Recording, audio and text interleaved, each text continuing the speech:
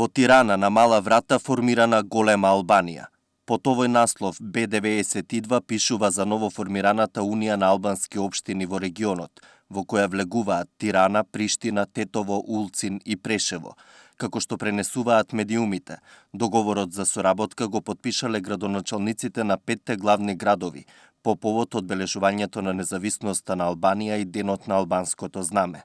Според политичките аналитичари, ова ја отвара Пандорината кутија и значи почеток на планот за кој се залага Зоран Заев, двојазичност и кантонизација во Македонија. Најголемите диктатори, најголемите фашисти во светот тргнале со некои ситни чекори, со некои ситни идеи.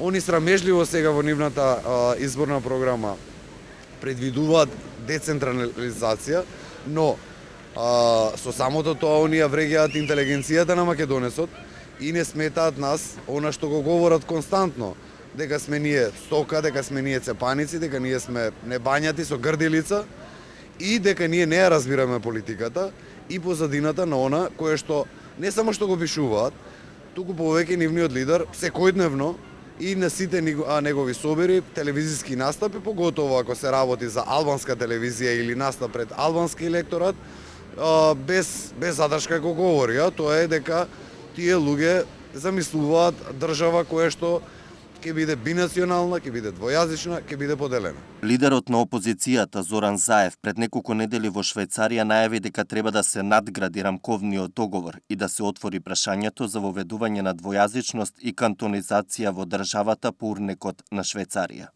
Охридскиот рамковен договор не е доволно.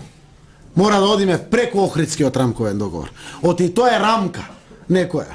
Зошто во 25 години, 21 век, 25 години независна Македонија да има рамки на ограничување? Од ВМРО ДПМН посочија дека плановите на Заев се влезени и во нивната предизборна програма.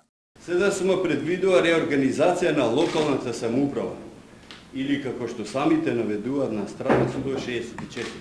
Цитирам: ќе воведеме политипни општини со различни надлежности во зависност од големината и изградените капацитети и моќта да генерираат собствени приходи или со поделба на надлежностите на задолжителни и избори. Затворен цитат. Ова е веројатно територијалната реорганизација по урнег на швајцарското кантонално уредување што го ветуваше Заев. Идејата за федерализација на Македонија беше поддржана и од медиумите блиски до СДСМ, а доскорешниот прв човек на Сорос, Владимир Милчин, беше одликуван за заслуги за унапредување на албанците од косовскиот претседател Хашим Тачи.